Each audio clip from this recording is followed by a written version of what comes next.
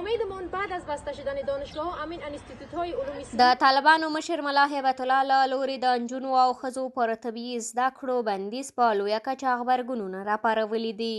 د دغو طبي څانګو یو شمېر محصلین وویل چې د دوی ټولګي تر امرساني پورې تړل شوي دي. تنها راه امید ما رفتن به پانتون بود که طالبان رو برای ما بسته کردن و نمی‌فهمیم بعد از این ما چی کنیم.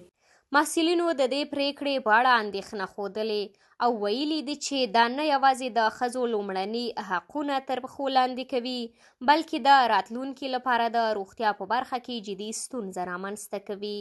این تصمیم نه تنها حق بنیادی تحصیل را از دختران میگیرد بلکه زخم عمیقی بر پیکر جامعه میگذارد، جامعه‌ای که به شدت به نیروی متخصص و انسانی نیازمند است. دا په داسې حال کې ده چې د طالبانو د لوړو زده کړو وزارت د 2022 کال د دسمبر له میاشتې راهیسې په دولتي او خصوصي پوهنتونونو کې د ښځو زده کړې تر امرساني پورې بندي کړې وې. ډېرې نجونې له دې بندیز وروسته طبي انسټیټوټونو ته تللې وې تر څو خپلې زده کړې جاري وساتي.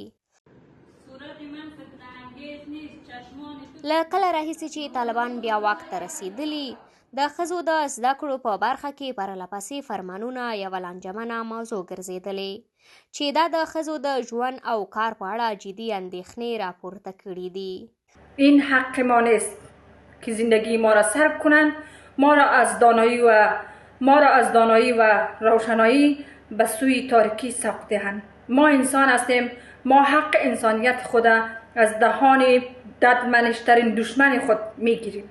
افغان نجونې د طالبانو د تازه فرمان د نجونو زده کړو پر وړاندې یو بې دلیله برید ګڼي او باور لري چې د دې پریکړې اوږدمهاله اغېزې به یوه داسې ناورین رامنځته کړي چې جبران یې لږ تر لږه 3 تر 15 لسیزې وخت ته اړتیا لري.